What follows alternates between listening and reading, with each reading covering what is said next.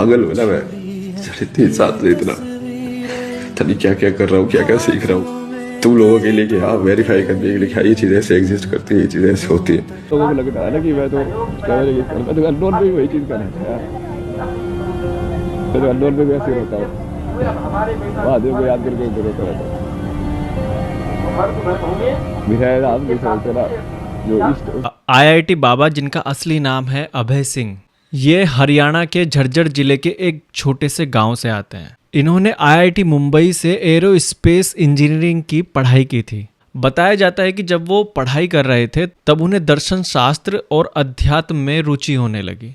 पढ़ाई पूरी करने के बाद उन्हें लाखों की नौकरी भी मिली, लेकिन उन्होंने यह सब छोड़कर साधु बनने का फैसला किया। उनका कहना है कि जो असली शांति होती है, जो असली सुख होता है, वो भौतिक चीजों में है ही नहीं, बल्कि असली सुख, असली शांति आत्मा की संतुष्टि में है। उन्होंने अपना पूरा करियर और जितनी भी आरामदायक चीजें थी उन सबको छोड़कर अध्यात्म की ओर अपना रुख किया और महाकुंभ जैसे धार्मिक स्थल पर जाकर वो शांति की खोज करने लगे। अब सबसे बड़ी बात यह आती है, क्या युवाओं को ऐसा कदम उठाना चाहिए? युवाओं के लिए ऐसा फैसला आसान नहीं होता। ऐसा कदम उठाने से पहले कुछ चीजों पर विचार कर लेना चाहिए।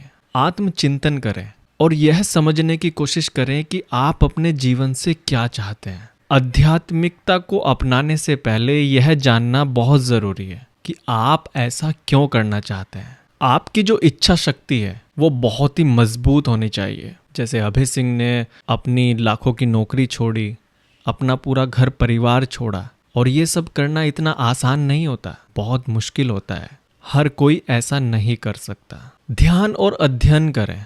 आध्यात्मिकता को समझने के लिए सबसे पहले किताबें पढ़ें, अध्ययन करें, उसके बाद ध्यान करें, छोटे छोटे कदम उठाएं। सामाजिक जिम्मेदारियां जो होती हैं उनको कभी भी मत भूलें। अगर आप युवा अवस्था में सब कुछ छोड़ छाड़ कर साधु बनना चाहते हो तो यह सही नहीं रहेगा। जीवन में एक संतुलन बनाना बहुत जरूरी है। दूसरों से प्रेरणा ले और अपने रास्ते खुद बनाए। अभय सिंह की तरह हर किसी की जिंदगी अध्यात्म की ओर नहीं जा सकती, क्योंकि हर किसी के सपने अलग तरीके के होते हैं, हर किसी की सोच अलग होती है। हर कोई आध्यात्मिकता की तरफ नहीं जा सकता, हर कोई साधु नहीं बन सकता। अध्यात्म का जो रास्ता होता है वो बहुत ही कठिन होता है, हर कोई पूरा नहीं कर सकता। कब और क्यों ऐसा कदम उठाएं? अगर आपको ऐसा लग रहा है कि आप साधु बनना चाहते हैं तो कब आपको ऐसा कदम उठाना चाहिए? जब आपको ऐसा महसूस हो कि आपके जीवन में बहुत कुछ तनावपूर्ण है और आप एक ऐसी परिस्थिति से जूझ रहे हैं जिसमें सिर्फ अशांति ही अशांति है और आप शांति पाना चाहते हैं, तो आप इस अध्यात्म की ओर रुख कर सकते हैं। अगर आप जीवन में अध्यात्म की ओर जाना चाहते हैं तो सबसे पहले आपको अपनी प्राथमिकताएं जो हैं उनको पूरा करना पड़ेगा। अगर आपकी प्राथमिकताएं पूरी हो चुकी हैं और अब आप अपने आप को जानना चाहते हैं तो आप अध्यात्म की ओर अपना रुख कर सकते हैं। और अगर आपको लगता है कि ये जो रास्ता है जिस पे आप चलने वाले हैं वो वाकई दूसरों की मदद करेगा, दूसरों के जीवन में प्रभाव डालेगा, तो भी आप ये रास्ता चुन सकते हैं। कैसे करें इसकी शुरुआत? कैसे कर सकते हैं? ध्यान और योग से कर सकते हैं। अध्यात्म को जानने से पहले सबसे पहले आपको अपने आप को जानना पड़ेगा, अपने आप को स्थिर करना पड़ेगा, आपको योग करना पड़ेगा, आपको साधना करनी पड़ेगी, मेडिटेशन जिसको बोलते हैं वो करना पड़ेगा, जिससे आपका मन शांत होगा। आप अपने मन को एक जगह स्थिर कर सकते हैं। तो सबसे पहले आपको इसकी प्रैक्टिस करनी पड़ेगी, जिससे आपके सोचने की शक्ति बढ़े। धार्मिक ग्रंथ पढ़ सकते हैं, धार्मिक पुस्तकें पढ़ सकते हैं, गीता, ग्रंथ, उपनिषद, ऐसी बहुत सारी किताबें हैं धार्मिक जिनको पढ़ के आपका मन शांत हो सकता है, आप परमात्मा में अपना मन लगा सकते हैं। छोटे छोटे बदलाव करें अपनी दिनचर्या में। जैसे कि आप डेली मोबाइल देखते हैं तो मोबाइल देखना कम कर दीजिए। जो समय आप इधर उधर बिताते थे वो समय आप प्रकृति के साथ बिताइए, पहाड़ों में, झरनों में, जंगलों में, समुद्र के पास, नदियों के पास। आप ऐसी जगह बैठ के भी अपना समय व्यतीत कर सकते हैं। किसी गुरु या विशेषज्ञ से मार्गदर्शन लें जो आपकी आध्यात्मिक यात्रा में मदद करेंगे। अभय सिंह का जीवन हमें यही सिखाता है कि शांति और खुशी के लिए हमें सिर्फ अपने दिल की सुननी चाहिए, लेकिन हर व्यक्ति की जो परिस्थिति होती है वो अलग अलग होती है। अगर कोई भी युवा ऐसा कदम उठाता है तो सबसे पहले उसको अपनी जिम्मेदारियों पे, अपने सपनों पे और सामाजिक जीवन जो है, जो प्राथमिकता में आता है, सबसे पहले उसको पूरा करना चाहिए। और अगर आप उन सब चीज़ों को पूरा करने के बाद आप अपने जीवन को, अपने मन को, अपने आप को पहचानना चाहते हैं तो फिर अध्यात्म की ओर मुड़ जाना चाहिए। अभय सिर्फ एक अकेला अभय ही नहीं है, अभय जैसे बहुत सारे लड़के हैं जो ऐसा महसूस करते हैं, जिनकी ज़िंदगी में बहुत सारी चीज़ें ऐसी हुई हैं। किसी को प्यार में धोखा मिला हुआ है, कोई अपने घर से बेघर है, कोई अपने सपनों के पीछे भाग रहा है, और किसी को भागते भागते, टॉर्चर होते होते उसको ज़िंदगी का असली अर्थ पता चल जाता है कि आखिरकार ज़िंदगी सही में क्या है। आप इतना दुख ले क्यों रहे हो? क्या होगा अगर आप इतना दुख ले रहे हो, और क्या नहीं होगा अगर आप ये दुख ना लो?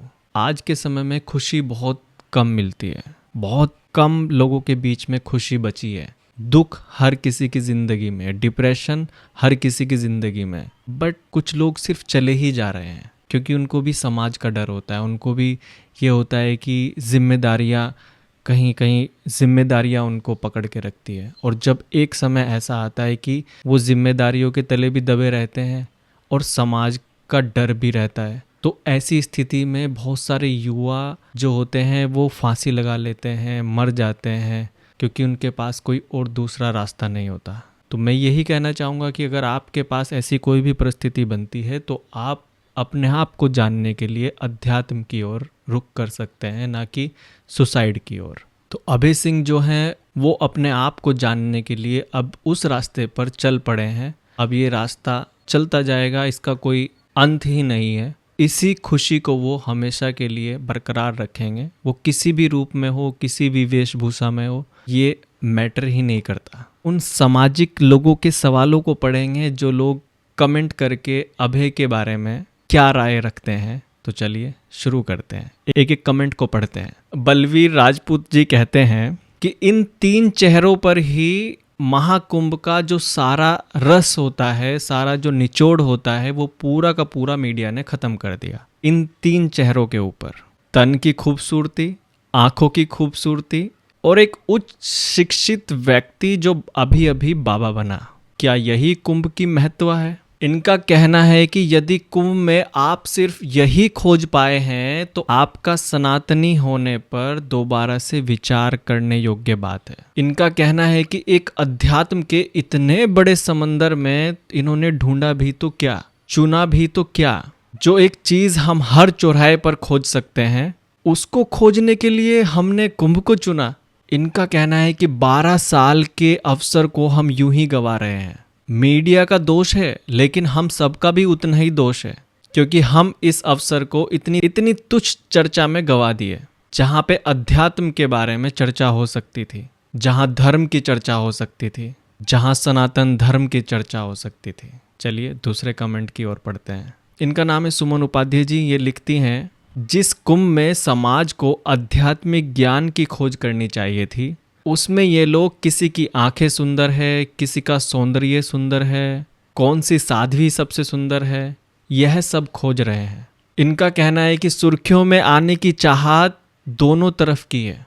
किसी की सहमति के बिना आप किसी की तस्वीर कैसे प्रसारित कर सकते हैं? इनका मानना है कि अब इनके YouTube चैनल से जुड़ने का न्योता भी आने लगा। धर्मवीर शर्मा जी कहते हैं, बड़े जो चैनल है वो सिर्फ सैफ अली खान के जख्म दिखाने में लगे हुए हैं और छोटे चैनल मोनालिसा की आंखें दिखाने में लगे हैं। 140 साल बाद जो महाकुंभ आया है, इसको दिखाने की ओर किसी का ध्यान ही नहीं जा रहा। राम कृष्ण सिंह वेदांती ये कहते हैं अपने कमेंट के जरिए, क्या हमारे संस्कृति की यही मर्यादा थी?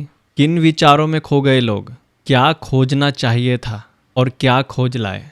जहां इतने विशाल महाकुंभ समुद्र में गोता लगाकर आखिर में क्या पाया? यहाँ हम धर्म पर विचार कर सकते थे, अपनी संस्कृति पर विचार कर सकते थे। खेद है कि हमारी दृष्टि गंदी नाली के जैसे है, जिसमें बदबू ही बदबू होती है। इस पागल दुनिया को क्या खोजना चाहिए था और क्या खोज लाए मोनालिसा। इनका कहना है कि मुझे बहुत दुख है इस बात के लिए कि लोगों की सोच कहाँ से कहाँ चली गई, क्या सपने थे और क्या लेकर हम चले आए। फिर से विचार करने की आवश्यकता है। जय श्री राम।